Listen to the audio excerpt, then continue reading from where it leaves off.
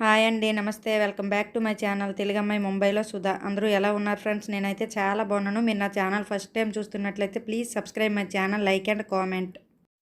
నేను ఈరోజు చాలా టేస్టీగా ఉండే గోధుమ నూకతో పాయసం తయారు చేశాను. ఇది చాలా టేస్టీగా ఉంటుంది, చాలా హెల్దీ కూడా. గోధుమ నూక ఇంకా బెల్లంతో తయారు చేశాను కాబట్టి చాలా హెల్దీగా కూడా ఉంటుంది. ఏదైనా పూజలప్పుడు కూడా ఇలాంటివి చేసి, లేదా ఉపవాసాలు ఉన్నప్పుడు కూడా ఇలా తయారు చేసుకొని తినవచ్చు. దీనికోసం ఇక్కడ చూపిస్తున్న విధంగా గోధుమ నూకను తీసుకొని చక్కగా ఫ్రై చేసుకోవాలి. సూజీ అంటాం కదా, చక్కగా ఇలా ఫ్రై చేసుకోవాలి. చూపిస్తున్న విధంగా స్టవ్ని సిమ్లోనే పెట్టుకొని చక్కగా ఫ్రై చేసుకోవాలి. ఇలా ఫ్రై చేసుకోవడం వలన పచ్చివాసన పోయి ఈ పాయసం అనేది చాలా టేస్టీగా ఉంటుంది. కొన్ని ఏరియాల్లో దీన్ని పాయసం అంటారు, ఇంకొన్ని ఏరియాల్లో మా సైడ్ అయితే దీన్ని ఆరిదంపలని కూడా అంటారు.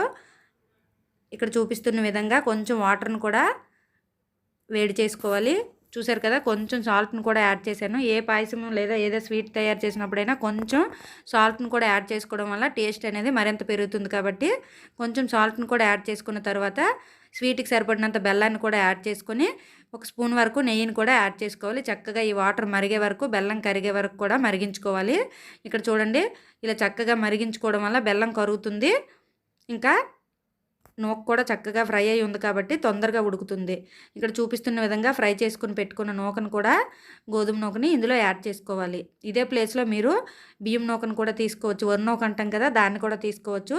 ఇలా చక్కగా కలుపుతూ ఉడికించుకోవాలి. లేదు అంటే ఉండలు కట్టే అవకాశం ఉంటుంది. కాబట్టి ఇలా కలుపుతూ ఉడికించుకోవడం వల్ల చక్కగా ఈవెన్గా ఉడుకుతుంది. ఇక్కడ చూసారు కదా, బాగా ఉడికిన తర్వాత దగ్గరగా వచ్చింది కదా, ఇలా చిక్కబడే వరకు కూడా చక్కగా ఉడికించుకున్నట్లయితే ఎంతో టేస్టీగా ఉండే గోధుమ నూక బెల్లంతో తయారు చేసిన పాయసం అనేది రెడీ అవుతుంది. మా ఊరు సైడ్ అయితే దీన్ని ఆరుదంబలి అంటారు, చాలా వరకు పాయసం కూడా అంటారు. కాబట్టి ప్రాంతాన్ని బట్టి ఒక్కో రకంగా పిలుస్తారు కదా. ఇగోండి, ఈ విధంగా ఉడికితే సరిపోతుంది. ఇలా చక్కగా ఉడికించుకున్న తర్వాత డ్రై ఫ్రూట్స్ ఉంటాయి కదా మన ఇంట్లో, వాటితో గార్నిషింగ్ చేసుకుంటే ఈ పాయసం అనేది చాలా టేస్టీగా ఉంటుంది. ఇంకా దేవుడికి నైవేద్యంగా కూడా పెట్టొచ్చు, లేదు ఉపవాసాల్లో ఉన్నప్పుడు కూడా మనం ఇలాంటిది తినొచ్చు. పిల్లలకు కూడా పెడితే చాలా మంచిది. కాబట్టి బెల్లంతో తయారు చేసాం కాబట్టి ఒకసారి నా స్టైల్లో మీరు కూడా తయారు చేసుకోండి, మీ అందరికీ తప్పకుండా ఇది నచ్చుతుంది. ఇక్కడ చూసారు కదా, ఈ కన్సిస్టెన్సీ వచ్చిన వరకు కూడా చక్కగా ఉడికించుకుంటే సరిపోతుంది. అంతే, చాలా టేస్టీగా బెల్లంతో గోధుమ నూక పాయసం అనేది రెడీ అవుతుంది. Thank you for watching. Please subscribe my channel, like and comment. నా ఛానల్ ఎవరైనా ఫస్ట్ టైం చూస్తున్నట్లయితే ప్లీజ్ సబ్స్క్రైబ్ చేయండి friends. Thank you for watching.